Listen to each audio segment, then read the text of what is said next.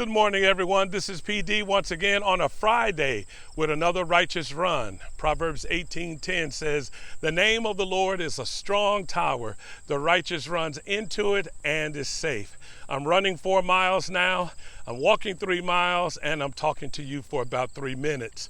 The righteous run is based on the fact that if you're righteous, you have access to God. Well, how does one become righteous? You have to have your sins forgiven. You have to have your past wiped clean, and God places within you a new heart, a new spirit, so that you can have a new beginning in a relationship with Him. Y'all remember that game, hide and go seek? Well, the first game that was ever played, hide and go seek, was in the Bible. In Genesis chapter 3, when Adam and Eve sinned against God, they ran and hid, and God had to go and seek them. Well, actually, He knew where they were, but they had broken fellowship with Him because of sin. Now, here's the question I want to pose to you all today. What do you do with your sin? Are you hiding something from God today? If you're living in sin, you cannot have fellowship with God. You're separated from Him because He's holy. And He wants you to confess your sins to Him.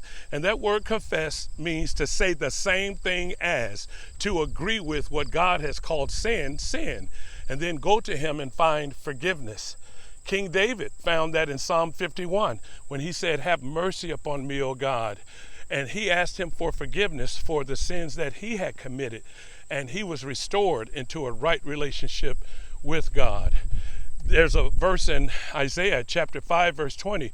"Woe to those who call good evil and evil good, who change light for darkness and bitter for sweet." You know, people have redefined sin these days, and they don't feel like they're doing anything wrong according to the contemporary version of things that people want to do or based upon their own feelings. Listen, you cannot determine what sin is in your life. God has written down what He calls sin, and you have to agree with Him. If you don't agree with Him about your sin and confess your sin, then guess what? You're behind the bushes hiding like Adam and Eve, running from the presence of God. Doesn't matter what you post on Facebook, doesn't matter what your friends think. It's what God thinks. He loves you, and He wants an intimate relationship with you. But you just can't bank on that love alone. That love is based on His righteous standard, His holiness, and His justice, and His judgment, and His wrath.